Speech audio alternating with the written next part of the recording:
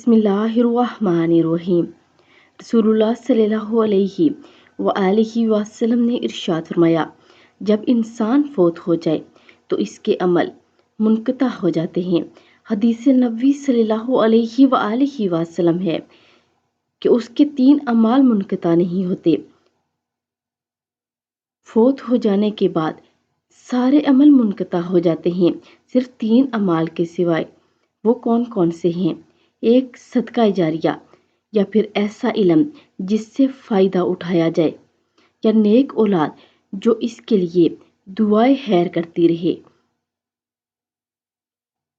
تو آپ سب بھی ایسی ویڈیو کو لازمی شیئر کیا کریں جو آپ لوگوں کے لیے بھی صدقہ جاریہ ہے، اور ویڈیو کو لازمی لائک، شیئر اور سبسکرائب کر دیں۔ جزاک اللہ خیرہ۔